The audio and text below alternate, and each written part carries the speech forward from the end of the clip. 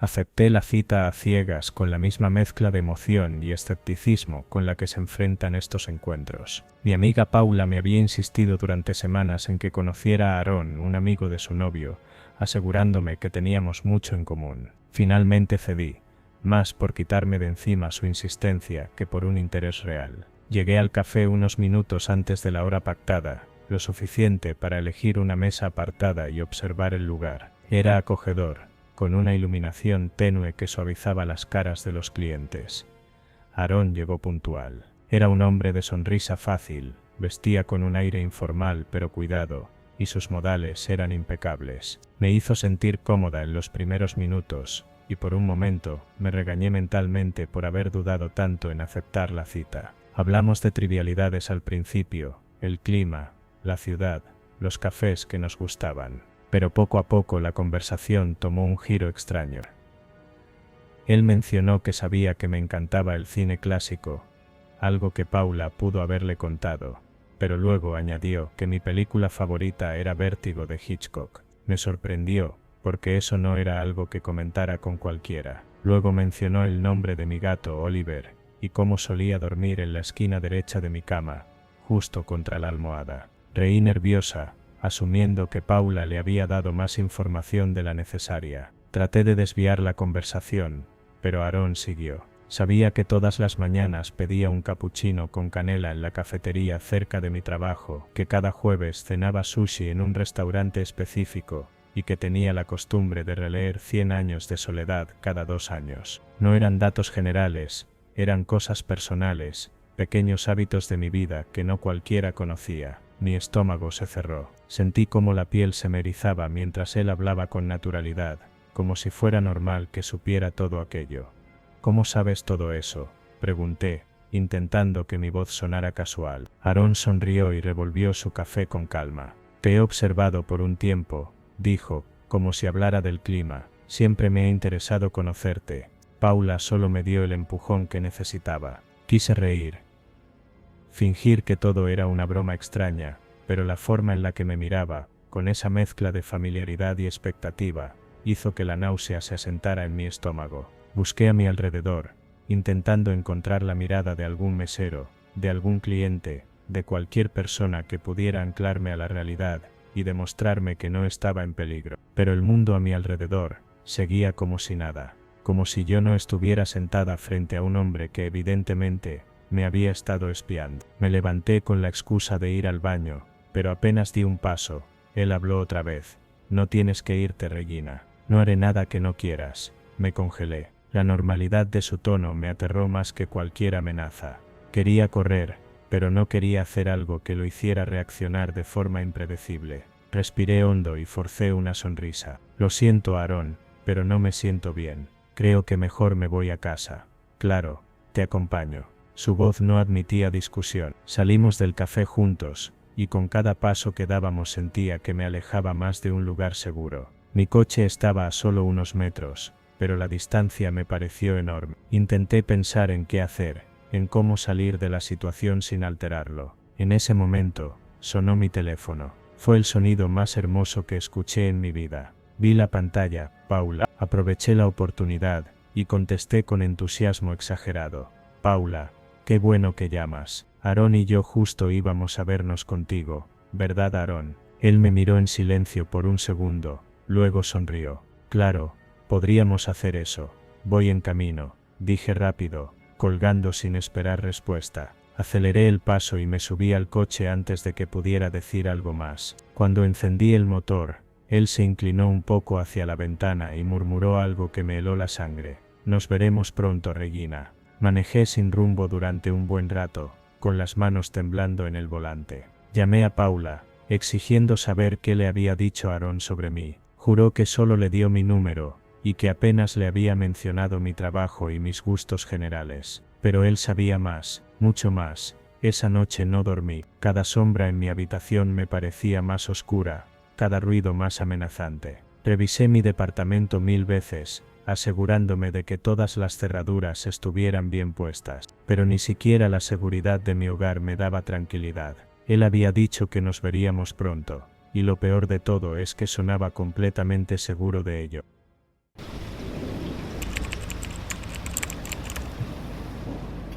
Salimos en bicicleta poco después del atardecer, cuando el calor del día ya no nos sofocaba. Era una costumbre que habíamos adoptado en los últimos meses.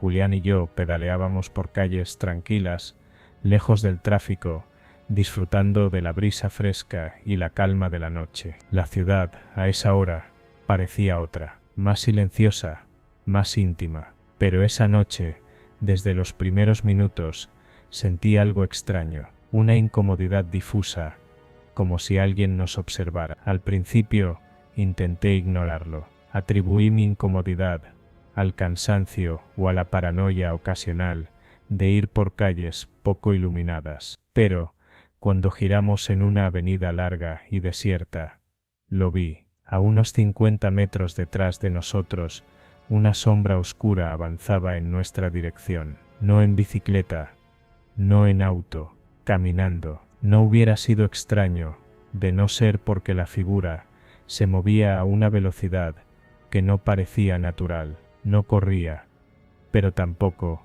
caminaba con normalidad. Sus pasos eran largos y fluidos, deslizándose como si el suelo no fuera un obstáculo real para él. Su silueta era alta y delgada, pero no podía distinguir detalles de su rostro o ropa, solo un contorno humano, siguiéndonos. Julián iba unos metros adelante. Pedaleé más rápido hasta ponerme a su altura. ¿Lo ves?, murmuré, sin querer voltear. Él giró la cabeza y su expresión cambió de inmediato. Asintió levemente, sin dejar de mirar al frente. No teníamos que decirlo en voz alta. Ambos lo sentíamos. Algo en esa presencia no era normal.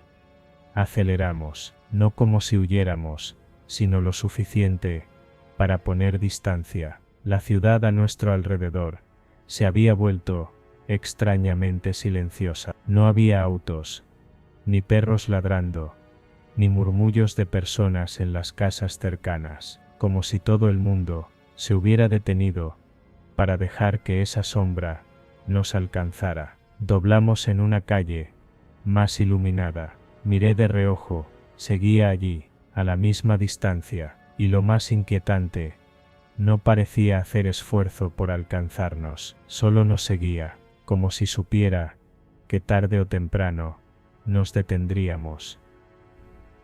Metámonos en un lugar con gente, susurró Julián. Asentí.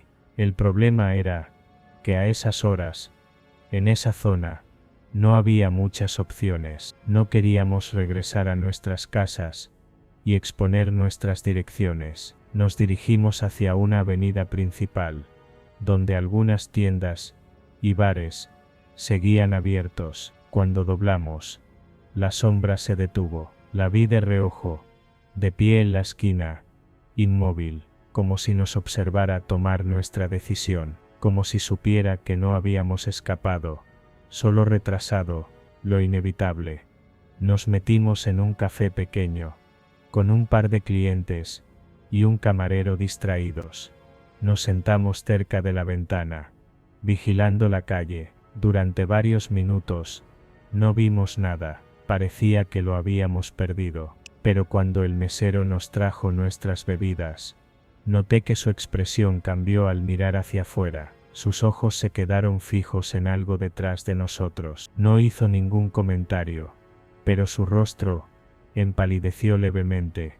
No me atreví a voltear de inmediato. Vi la expresión de Julián y supe que él tampoco quería hacerlo. Sentí el escalofrío antes de que siquiera pudiera girar la cabeza. La sombra estaba allí, parada al otro lado de la calle. Ahora sí podía verla mejor. No era solo un hombre, ni solo una figura oscura. Algo en su contorno se deformaba, vibraba, como si no perteneciera del todo a este mundo. Cuando finalmente volteé, lo peor fue darme cuenta de que ahora sí podía ver su rostro, o mejor dicho, la ausencia de él. Era una silueta humana, sin rasgos definidos, un vacío negro, donde deberían estar los ojos y la boca, y aún sin facciones. Sabía que me estaba mirando a mí, Me levanté bruscamente. El mesero parpadeó y miró de nuevo afuera. Pero en ese segundo, la sombra ya no estaba. ¿Viste eso?, pregunté, con la voz apenas audible. Él asintió lentamente. No fue mi imaginación, ¿verdad?, susurró. Negué con la cabeza.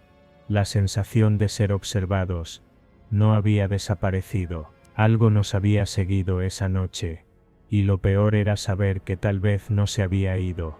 No terminamos nuestras bebidas. Nos marchamos del café con un nudo en el estómago, sintiendo cada sombra como una amenaza, cada rincón oscuro como un peligro latente. Nos separamos cerca de nuestras casas, asegurándonos de que cada uno entrara sin problemas. Cerré la puerta con seguro, corrí las cortinas y revisé cada rincón de mi casa antes de intentar dormir.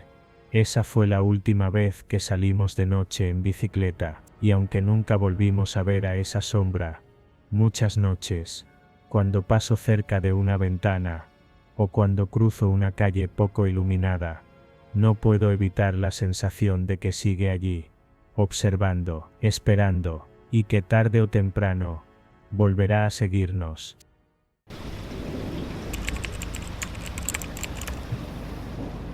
La idea era simple: una noche de karaoke, unas cervezas y pasar un buen rato. Conocí a Blanca desde hacía unos meses, y aunque nunca habíamos salido solos, la invité porque me parecía divertida, carismática, siempre con una respuesta rápida y una risa que contagiaba a los demás. Cuando aceptó, sentí que la noche tenía potencial para ser memorable. No imaginé cuán memorable sería, pero no de la manera en que esperaba. El karaoke era un lugar pequeño y algo antiguo, con paredes de madera oscura y luces de neón que parpadeaban con cierto desfase. Al llegar, encontramos una mesa cerca del escenario. El lugar estaba animado, pero sin estar abarrotado. Un grupo de amigos desafinaba una balada ochentera, y todos aplaudían, sin importar la calidad vocal. Me sentí cómodo de inmediato, pero algo en Blanca cambió en cuanto entramos. Su energía habitual se tornó diferente. No estaba nerviosa, pero su mirada era más aguda, como si analizara cada rincón del sitio, cada persona, cada movimiento. Me pregunté si se arrepentía de haber venido. Le pregunté si estaba bien, y sonrió, pero había algo en su sonrisa que me hizo sentir una leve incomodidad. Unos minutos después, cuando le pasaron la carta de canciones, la hojeó lentamente, como si estuviera eligiendo algo con mucho cuidado. Finalmente, seleccionó una canción que no reconocí por el título. Me encogí de hombros y esperé mi turno. Cuando Blanca subió al escenario, el ambiente en el lugar cambió. No fue inmediato, pero lo sentí. Algo en la manera en que tomó el micrófono, en cómo miró a los asistentes antes de que la pista comenzara a sonar. Su expresión se endureció, sus ojos recorrieron la habitación con una intensidad inquietante. Entonces empezó a cantar. Su voz era buena, pero lo que realmente me inquietó fue la manera en que cantaba. No era una interpretación normal. Su tono era lento, casi hipnótico, con una cadencia que no coincidía del todo con la pista. Al principio pensé que estaba improvisando, pero cuando vi a las otras personas en la sala, me di cuenta de que no era el único que lo notaba. Algunos murmuraban entre ellos, otros miraban con una expresión confusa, como si sintieran que algo en la canción estaba mal. Entonces ocurrió algo que me puso la piel de gallina. La luz parpadeó. No fue un simple fallo eléctrico, sino un parpadeo prolongado, como si el lugar entero se sumergiera en una sombra por un segundo más de lo normal. Blanca no se inmutó. Siguió cantando, su voz más profunda, más extraña. Los murmullos aumentaron. Un hombre en una mesa cercana se tapó los oídos con una mueca de dolor. Otra persona se levantó incómoda y salió del local sin decir nada. Blanca sonrió mientras cantaba, pero esa sonrisa ya no era suya. No era la misma chica con la que había hablado antes. Me puse tenso, sentí que debía hacer algo, pero no sabía qué. Y entonces, en medio de una nota prolongada, los parlantes emitieron un crujido fuerte, como un lamento distorsionado. La pista se cortó abruptamente. Un silencio denso cayó sobre la sala. Blanca bajó el micrófono lentamente y se quedó allí, quieta, mirando al público con una expresión de absoluta calma. Nadie aplaudió, nadie se movió, solo el sonido lejano del tráfico en la calle llenó el aire. Blanca bajó del escenario y regresó a nuestra mesa como si nada. Se sentó frente a mí y tomó un sorbo de su bebida. ¿Qué te pareció?, preguntó con una sonrisa casual. No respondí de inmediato. Sentía un nudo en el estómago. Intenté razonar lo que acababa de pasar, pero no había manera de explicarlo. Miré a mi alrededor y noté que algunas personas nos miraban, pero evitaban hacerlo directamente, como si temieran algo. ¿Qué fue eso?, susurré, intentando que mi voz no sonara temblorosa. Blanca ladeó la cabeza. Sus dedos jugaban distraídamente con la servilleta en la mesa.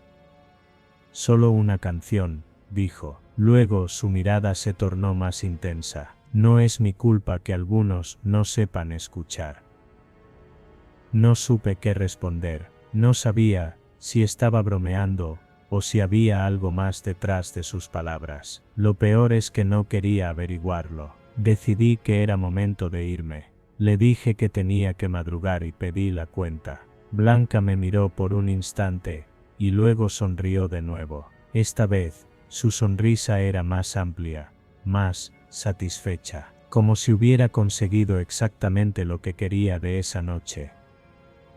Cuando me despedí de ella en la puerta del karaoke, no intentó convencerme de quedarme más tiempo. Solo se quedó parada en la entrada, observándome mientras me alejaba. Cuando di la vuelta en la esquina, no pude evitar la necesidad de mirar hacia atrás. Blanca seguía allí, mirándome. Esa fue la última vez que la vi. Nunca supe qué pasó exactamente esa noche ni qué fue lo que provocó aquella reacción en el lugar. Pero desde entonces, cada vez que paso por un bar de karaoke, siento un escalofrío recorrerme la espalda, porque por más que intente racionalizarlo, sé que lo que pasó esa noche no fue normal, y que, donde sea que esté Blanca ahora, sigue esperando a su próximo público.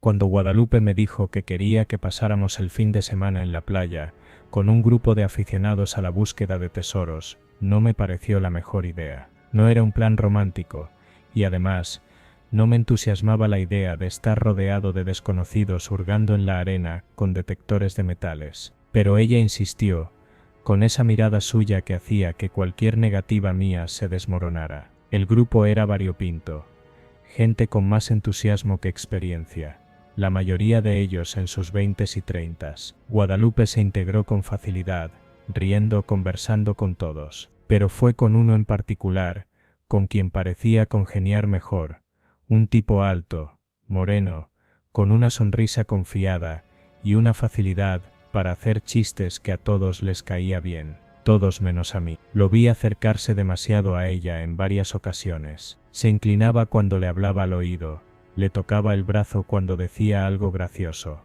y lo peor era que ella no parecía incomodarse, todo lo contrario. Me hervía la sangre. Intenté calmarme, pero la irritación fue creciendo, como un fuego que se avivaba con cada sonrisa de ella, con cada carcajada. En un momento, simplemente no pude más. Tiré mi detector de metales a la arena y me alejé sin decir una palabra. Sabía que hacía el ridículo, que me veía como un crío haciendo un berrinche. Pero no me importaba, necesitaba estar lejos. Caminé por la playa, sin un rumbo claro, pateando la arena con furia. El sol comenzaba a bajar y la brisa se volvía más fría. Me adentré en una zona más alejada, donde la playa se volvía más agreste, con rocas y menos huellas de turistas. Ahí, sin nadie cerca, podía respirar. Fue entonces cuando vi algo entre unas piedras, algo enterrado a medias en la arena, un bulto envuelto en plástico negro. Me acerqué con el ceño fruncido, y me agaché para examinarlo mejor. Con las manos temblorosas, comencé a desenterrarlo. La bolsa era más grande de lo que esperaba, pesada. La abrí con cuidado, y mi estómago se revolvió de inmediato. Era ropa, camisetas, pantalones, todo revuelto, pero lo peor era que estaban manchadas de sangre. No era sangre vieja, seca, era fresca. Un escalofrío me recorrió la espalda. Miré a mi alrededor, pero no había nadie. ¿Qué demonios era esto? No supe cuánto tiempo pasé allí, congelado, mirando la bolsa. Finalmente, escuché que alguien me llamaba a lo lejos. Guadalupe. Su voz sonaba preocupada. Me levanté de golpe. En un principio, pensé en esconder la bolsa, pero era imposible. Me había quedado demasiado tiempo allí, y ella ya venía en mi dirección. Cuando me vio, suspiró con alivio y apresuró el paso. ¿Qué haces aquí?, preguntó. Te estuve buscando. Todos ya se fueron. No respondí de inmediato. Solo señalé la bolsa a mis pies. Su rostro pasó de la confusión al horror en cuestión de segundos. Se tapó la boca con una mano, y se inclinó para ver mejor. ¿Qué es esto?, susurró. No lo sé, dije con voz tensa. Lo encontré aquí. Tenemos que llamar a la policía, dijo, sacando su teléfono. Extendí la mano y la detuve. No sabía por qué, pero algo en mi interior me decía que no debíamos involucrarnos. No, dije en voz baja. ¿Cómo que no?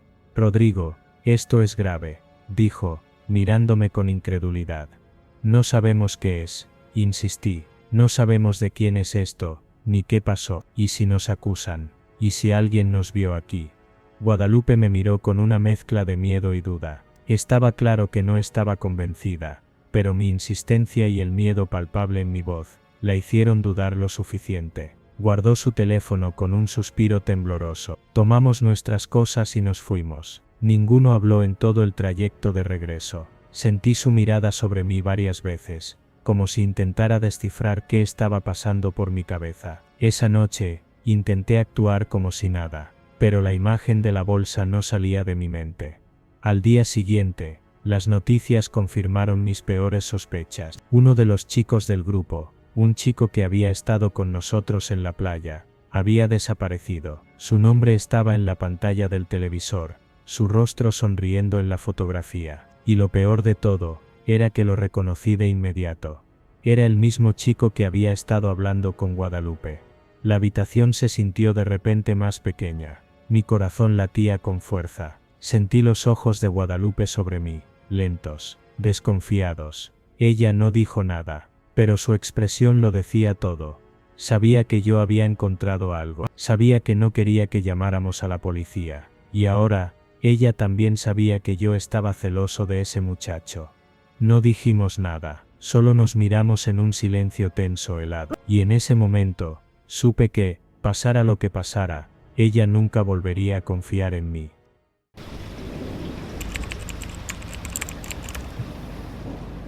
Cuando Antonia y Felipe decidieron probar un restaurante exótico para su cita, la idea parecía emocionante. Un lugar pequeño, decorado con lámparas de papel y aromas desconocidos en el aire, prometía una experiencia única. Los meseros vestían atuendos tradicionales, y el menú estaba lleno de nombres impronunciables.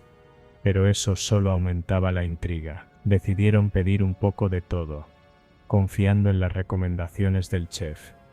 La comida llegó en platillos elegantes, llenos de colores vibrantes y especias que hacían agua a la boca. Felipe, siempre curioso, probó primero un bocado, de lo que parecía carne marinada, en una salsa espesa y picante. Antonia lo siguió, saboreando los ingredientes sin identificar ninguno en particular. Se miraron con sonrisas cómplices, mientras degustaban cada plato. Pero la atmósfera cambió cuando una pareja en una mesa cercana comenzó a toser violentamente. Al principio, pensaron que alguien se había atragantado, pero pronto más personas empezaron a sentirse mal. Un hombre mayor se llevó la mano al estómago con una mueca de dolor, y una mujer dejó caer sus palillos, con las manos temblorosas. El murmullo en el restaurante se transformó en un caos de sillas arrastrándose y jadeos entrecortados.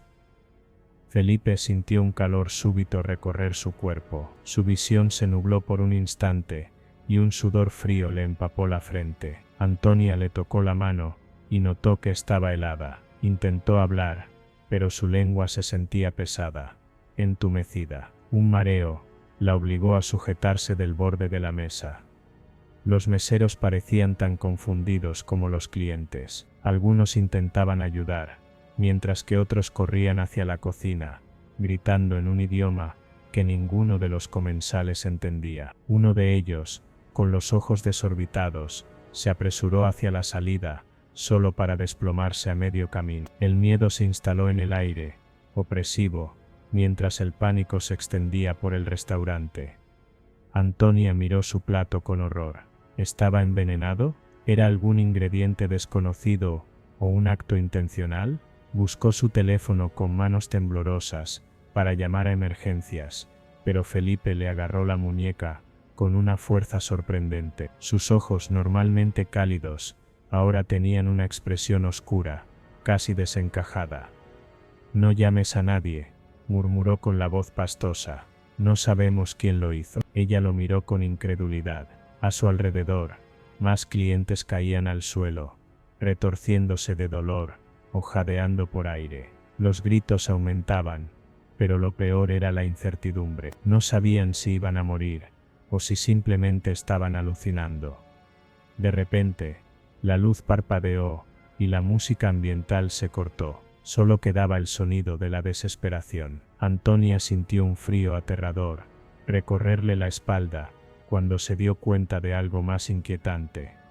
Los meseros ya no estaban, ni uno solo, y la puerta del restaurante estaba cerrada con llave. Un silencio sepulcral se instaló en el aire, roto solo por las respiraciones entrecortadas de los comensales afectados. Antonia intentó levantarse, pero sus piernas se sintieron débiles, como si algo le estuviera drenando la energía. Felipe, aún aferrado a su muñeca, respiraba pesadamente. «Tenemos que salir de aquí», susurró ella. Felipe asintió con dificultad. Se apoyó en la mesa y trató de ponerse de pie, tambaleándose como si estuviera ebrio. Miraron alrededor y notaron que algunos clientes ya no se movían. Estaban inconscientes o muertos. Antonia sintió náuseas, pero la reprimió con todas sus fuerzas. No podían quedarse allí esperando el mismo destino. Se acercaron a la entrada, empujando la puerta con desesperación, pero el cerrojo estaba asegurado con una gruesa cadena. El miedo se convirtió en terror puro cuando escucharon un ruido seco proveniente de la cocina, como si algo grande se hubiera caído. Luego, pasos. Felipe entrecerró los ojos, tratando de enfocar la vista. Una figura oscura se movía tras la cortina que separaba la cocina del comedor. No era uno de los meseros. Se movía con lentitud, con una presencia que helaba la sangre. De pronto, la cortina se levantó ligeramente, y por un instante, Antonia creyó ver unos ojos brillantes observándolos. «¿Qué demonios es eso?», murmuró Felipe. Antes de que pudieran reaccionar, las luces parpadearon de nuevo, y la figura desapareció. Antonia sintió un escalofrío recorrer su espalda. Algo estaba muy mal en ese lugar. «Tenemos que encontrar otra salida», dijo, aferrándose al brazo de Felipe. Avanzaron con pasos inciertos hacia la parte trasera del restaurante, donde una puerta con un letrero de empleados se veía entreabierta. Dentro, la cocina estaba en completo desorden. Platos rotos en el suelo, cuchillos tirados, y una olla aún humeante sobre la estufa.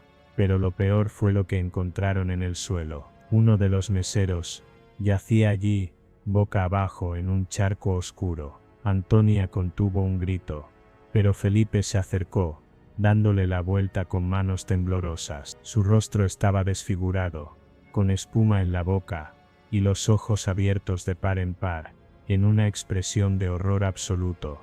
El veneno no solo había sido para los clientes. Un ruido detrás de ellos los hizo girarse bruscamente. La cortina de la cocina se movía de nuevo, como si algo se estuviera acercando lentamente, pero esta vez no se detuvo. Los pasos se aceleraron, y una sombra se precipitó hacia ellos.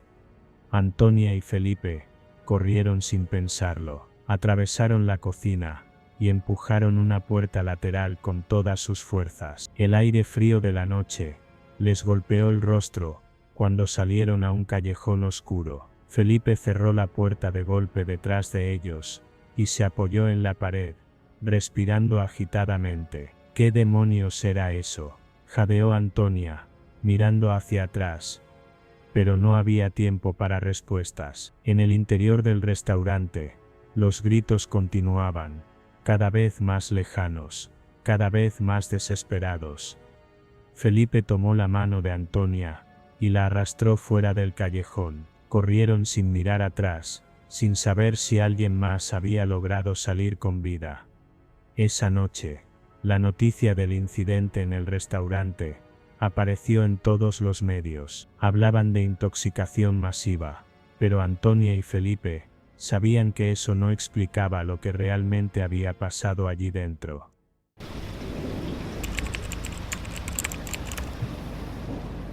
Cuando Juan Pablo me invitó a la fiesta de disfraces de Halloween, no dudé en aceptar. Me pareció una buena idea para distraerme un poco después de una semana agotadora en el trabajo. La casa donde se haría la fiesta pertenecía a un amigo suyo, alguien a quien yo no conocía, pero Juan Pablo aseguró que sería una noche inolvidable. Lo que no me dijo era que esa noche se tornaría en la más aterradora de mi vida. Llegué vestida como una vampiresa, con un vestido negro ceñido y maquillaje pálido. La casa era enorme, una construcción antigua con decoraciones de Halloween que la hacían lucir aún más tétrica. Murciélagos de plástico colgaban del techo, había telarañas artificiales en las esquinas, y la música resonaba en cada rincón. Busqué a Juan Pablo entre la multitud. Cuando por fin lo vi, sentí un escalofrío recorrerme la espalda. Su disfraz era perturbador. Llevaba una túnica negra con manchas rojizas que parecían demasiado reales para ser solo pintura. Su rostro estaba cubierto con una máscara de cuero que apenas dejaba ver sus ojos. En su mano sostenía un cuchillo enorme que reflejaba la luz de la sala. ¿Te gusta mi disfraz?, preguntó con una sonrisa torcida. No supe qué responderle. Parecía salido de una película de terror, pero lo que más me inquietó fue el olor a hierro que emanaba de su ropa. Algo no estaba bien. A medida que avanzaba la noche, la incomodidad en el ambiente creció. Alguien más se acercó a Juan Pablo y, en tono de broma, le preguntó si la sangre de su disfraz era real. Juan Pablo rió, pero no respondió. En cambio, solo inclinó la cabeza y dio un trago a su bebida. «¿En serio, Juan Pablo? ¿Qué usaste para que se vea tan real?», insistió otro chico, tocando la tela manchada. El rostro de Juan Pablo cambió, su expresión se endureció, y con un movimiento rápido, apartó la mano de su disfraz. «No es pintura», murmuró. Un silencio incómodo se instaló entre nosotros. Mi corazón comenzó a latir con fuerza. Observé su túnica de cerca, y noté que las manchas tenían distintas tonalidades de rojo, algunas más oscuras, como si se hubieran secado hace horas, y otras aún húmedas. Tragué saliva, sin saber si debía seguir con la broma o tomarlo en serio. La tensión creció cuando alguien se alejó discretamente, y minutos después, regresó con el dueño de la casa, quien parecía molesto. «Juan Pablo, ¿de dónde sacaste esa sangre?», preguntó en tono serio. Él no respondió de inmediato. Se limitó a sonreír de una manera que me heló la sangre. Sentí un nudo en el estómago. Algo estaba mal, muy mal. Mis pensamientos fueron interrumpidos cuando un grupo de personas comenzó a murmurar entre ellas. Uno de los invitados sacó su teléfono y mostró algo en la pantalla. Me acerqué a mirar. Era una noticia reciente. Un cuerpo había sido encontrado en un callejón no muy lejos de aquí. La descripción de la ropa de la víctima coincidía con las manchas de sangre en el disfraz de Juan Pablo. Alguien gritó. El pánico se desató en la fiesta. La gente comenzó a alejarse de Juan Pablo, Algunos corrieron hacia la puerta, otros buscaron sus teléfonos para llamar a la policía. Pero yo no podía moverme. Mi mente trataba de encontrar una explicación lógica, pero el terror era más fuerte. Juan Pablo dio un paso hacia mí. Su expresión era inescrutable, como si estuviera disfrutando de nuestra reacción. No sean exagerados, dijo con voz calmada, es solo un disfraz. Pero ya nadie le creía. Entonces, antes de que alguien pudiera reaccionar, corrió hacia la puerta trasera de la casa y desapareció en la oscuridad de la noche. Minutos después, la policía llegó y comenzaron a investigar. Encontraron rastros de sangre en el baño de la casa, como si Juan Pablo se hubiera limpiado antes de salir a la fiesta. No volvimos a saber de él esa noche. La noticia del cadáver encontrado seguía en los teléfonos de todos, y yo no podía dejar de pensar en la posibilidad de que Juan Pablo tuviera algo que ver con ello. Desde aquella noche, no volví a saber de él. Su teléfono estaba apagado, y nadie tenía idea de dónde podía estar. Pero cada vez que salía a la calle, sentía que alguien me observaba desde la distancia, y a veces en la oscuridad de mi habitación, podía jurar que escuchaba su voz susurrándome al oído.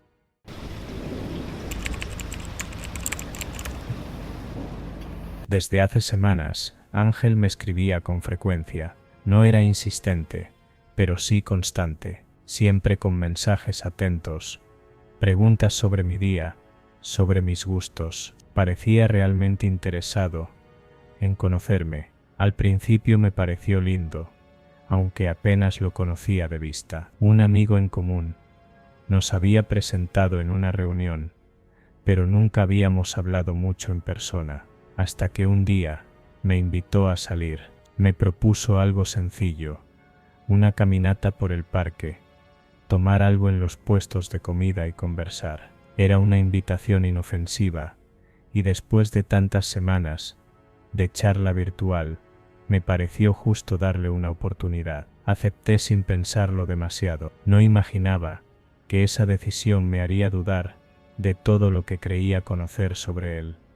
Nos encontramos a la entrada del parque por la tarde. El sol comenzaba a bajar, y el aire tenía esa frescura agradable del otoño. Ángel estaba ahí, esperándome con una sonrisa tranquila. Se veía igual que en sus fotos, pero había algo en su mirada que no terminaba de encajar. No era exactamente inquietante, pero sí diferente, más intensa de lo que recordaba. Caminamos por los senderos del parque, mientras hablábamos de cosas triviales. Me preguntó sobre mi infancia, sobre mis miedos, sobre mis sueños más personales. Sus preguntas eran específicas, como si ya supiera algunas respuestas. A veces mencionaba detalles sobre mí que yo no recordaba haberle contado. Pequeñas cosas, el nombre de mi perro cuando era niña, la cafetería donde solía estudiar en la universidad, incluso la historia de un viejo accidente de bicicleta que había tenido de niña. Sonreía cuando notaba mi desconcierto. Te escucho cuando hablas, dijo, como si eso explicara todo. Quise creer que era solo buena memoria, pero conforme avanzaba la conversación, sentí una incomodidad creciente. No era solo lo que decía, sino cómo lo decía. Cada frase, cada palabra parecía calculada. No improvisaba, no dudaba, me estaba estudiando, analizándome. Me sentía atrapada en su mirada, como si me viera más de lo que yo misma podía verme. Cuando llegamos a una zona más apartada del parque, noté que había menos gente alrededor, apenas algunas parejas sentadas en las bancas. Un corredor ocasional. Ángel propuso sentarnos bajo un árbol enorme. Accedí con una sonrisa tensa, pero mi cuerpo ya estaba alerta. Sacó de su mochila una botella de agua y me la ofreció. Negué con la cabeza fingiendo que no tenía sed. Noté que su mano tembló apenas un poco antes de guardarla de nuevo. Luego, sacó su teléfono, lo desbloqueó y me lo mostró. Había una carpeta de fotos abierta. Mi nombre estaba escrito en la parte superior.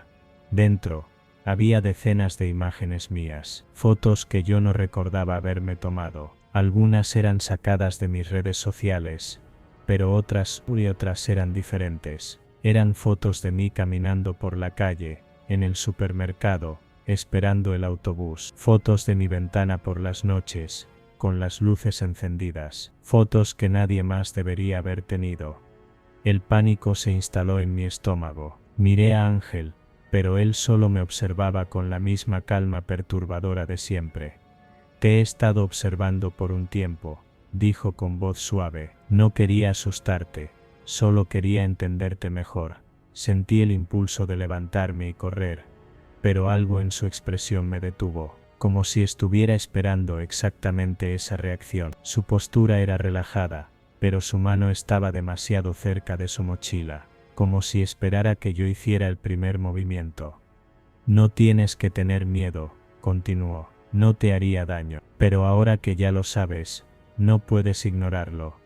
Traté de controlar mi respiración, miré a mi alrededor, había una pareja no muy lejos de nosotros, pero estaban distraídos entre ellos. Si gritaba, quizás me escucharían, pero no sabía cómo reaccionaría Ángel. Entonces me sonrió, y con la misma tranquilidad con la que había hablado todo el tiempo, guardó su teléfono y se recargó contra el árbol, como si nada hubiera pasado, como si yo no acabara de descubrir que alguien me había estado siguiendo por semanas, que alguien había estado observando cada uno de mis movimientos sin que yo lo supiera. Me levanté con lentitud, no quería parecer desesperada, pero cada fibra de mi cuerpo gritaba que tenía que irme de ahí. Ángel me miró en silencio, no intentó detenerme, ni siquiera se movió cuando di un paso atrás, solo me observó, con esa misma sonrisa serena, y los ojos llenos de algo que no pude descifrar. Nos vemos pronto, Natalia, dijo, como si fuera una certeza. Di media vuelta, y caminé lo más rápido que pude sin correr. No miré atrás, no quería darle la satisfacción de ver mi miedo. Cuando llegué a la salida del parque, sentí mi corazón martilleando en el pecho. Saqué mi teléfono con manos temblorosas y bloqueé su número sin pensarlo 2 veces. Esa noche, cerré todas las cortinas y revisé varias veces que la puerta estuviera bien asegurada. Apagué la luz y me quedé en la oscuridad, escuchando cada ruido, cada sombra. No podía dejar de pensar en sus palabras. Nos vemos pronto. No salí de mi casa por días, pero cuando finalmente reuní el valor para salir a la calle, sentí de inmediato que algo estaba mal. La sensación de ser observada era más fuerte que nunca. Miré a mi alrededor pero no vi a nadie. Y entonces, mi teléfono vibró, un mensaje sin número de remitente. Solo 3 palabras: me alegra verte.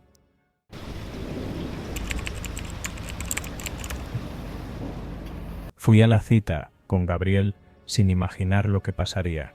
Nos conocimos hace poco en un café y después de varios mensajes, acordamos vernos en una galería de arte. Era un lugar pequeño pero elegante, con pasillos largos y luces tenues que resaltaban las pinturas. Me gustaba la idea de una cita tranquila, algo diferente a lo habitual.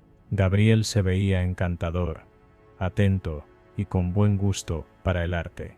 Comentaba cada obra con un análisis profundo, lo que me hizo sentir cómoda. El tiempo pasó volando entre conversaciones y risas. Cuando nos dimos cuenta, ya casi no quedaba nadie en la galería. Me giré buscando a algún empleado, pero solo vi a una mujer mayor que recogía unos folletos cerca de la entrada. Fue entonces cuando anunciaron el cierre por los altavoces. Nos apresuramos a salir, pero al llegar a la puerta, las luces de la entrada ya estaban apagadas y la puerta principal cerrada con llave. Creo que nos quedamos encerrados, dije con una risa nerviosa, esperando que fuera un malentendido. Gabriel se encogió de hombros, sonriendo de lado. No te preocupes, seguro hay una salida trasera, o alguien vendrá a revisar antes de irse. Pero el silencio en la galería se hizo cada vez más denso. Caminamos hacia la recepción, pero no había nadie. No se oían pasos, ni voces, ni siquiera el sonido de la calle afuera. Intentamos llamar con nuestros teléfonos, pero la señal dentro del edificio era pésima. Voy a revisar la parte de atrás, dijo Gabriel. Quédate aquí, por si viene alguien. Asentí sin muchas opciones. Observé la galería, sintiendo cómo el ambiente había cambiado. Antes me parecía fascinante, pero ahora las sombras se extendían sobre los cuadros y esculturas como si algo en ellos hubiera cobrado vida. Pasaron unos minutos y no escuché nada de Gabriel. Gabriel, llamé en voz baja. No hubo respuesta. La sensación de estar completamente sola en ese lugar me puso los nervios de punta. Caminé hacia donde lo había visto irse, pero apenas doblé la esquina, me encontré con él, parado en medio del pasillo. No sé cómo no lo había escuchado moverse. No hay salidas abiertas, dijo con una sonrisa extraña. Había algo raro en su expresión. Sus ojos eran distintos, más oscuros, y su postura, relajada, tenía un aire inquietante. ¿Todo bien?, pregunté, sintiéndome incómoda.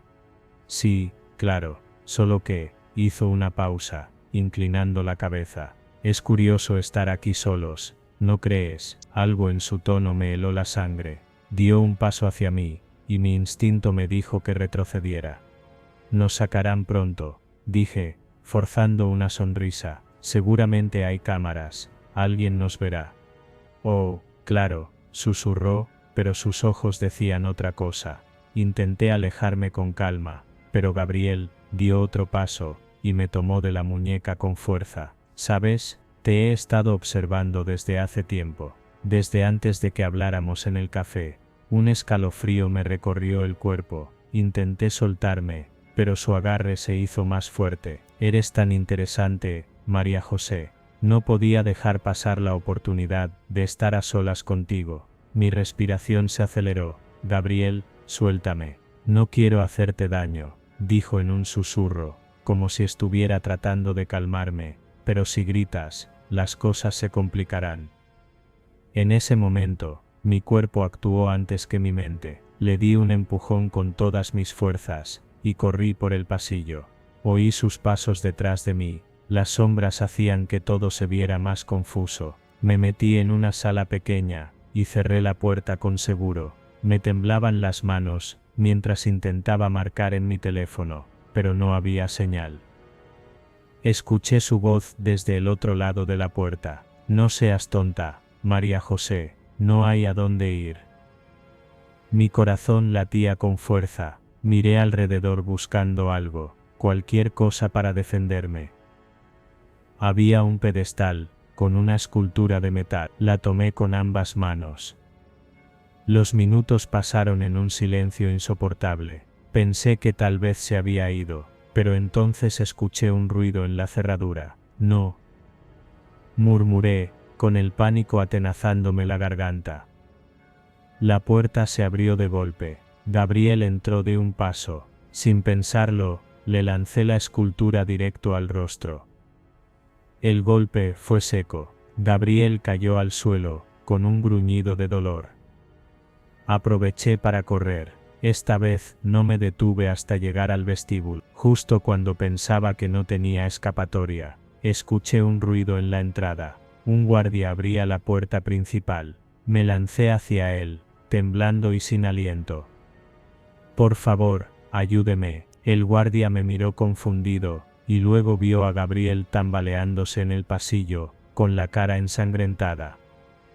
La policía llegó minutos después. Gabriel dijo que todo era un malentendido, que me había asustado sin querer, pero cuando revisaron las cámaras, vieron todo lo que pasó. También encontraron en su teléfono fotos mías de semanas atrás, seguimientos de mi rutina, mensajes guardados que nunca me había enviado. No sé qué hubiera pasado si no hubiera reaccionado a tiempo. Desde esa noche, no vuelvo a aceptar citas sin saber bien con quién estoy tratando.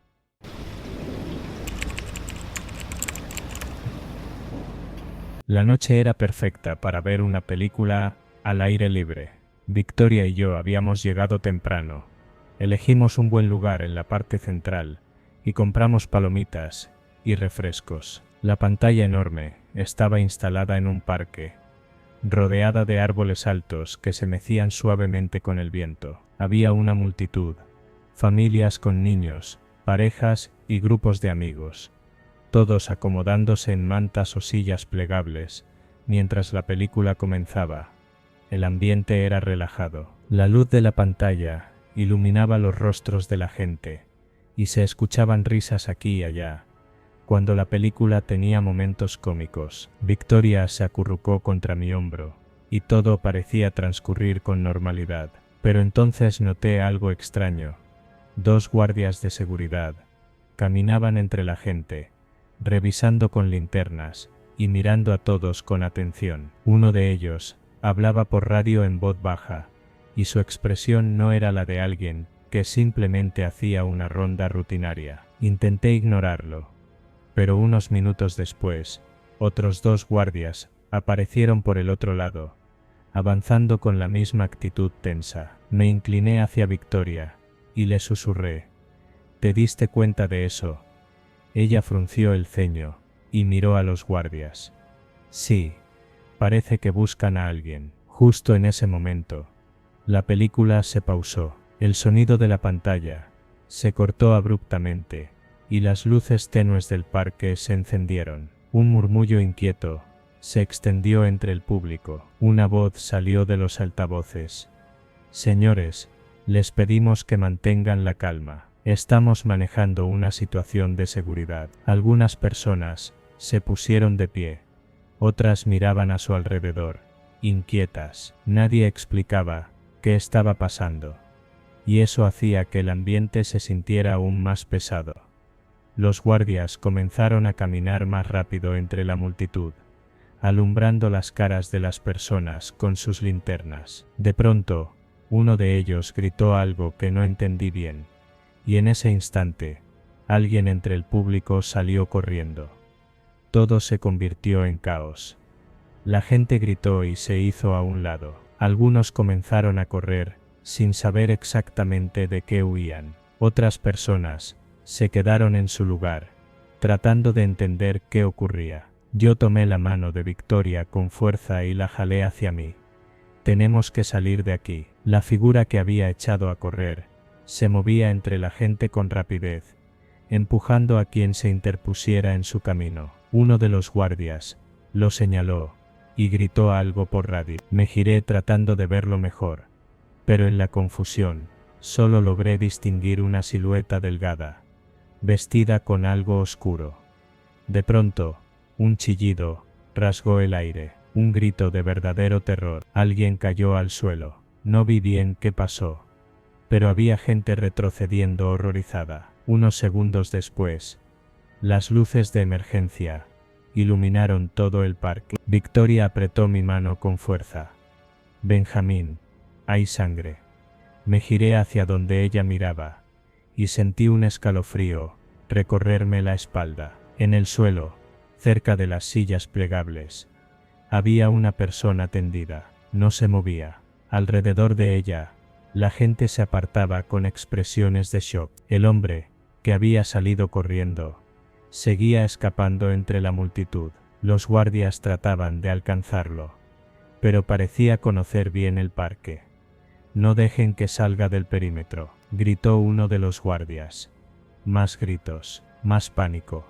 La gente comenzó a empujar desesperada, tratando de salir del lugar, pero los accesos estaban bloqueados por la misma seguridad. Victoria y yo nos movimos hacia un lado, evitando la estampida. Me sentía atrapado entre la necesidad de huir y la curiosidad de saber qué estaba pasando.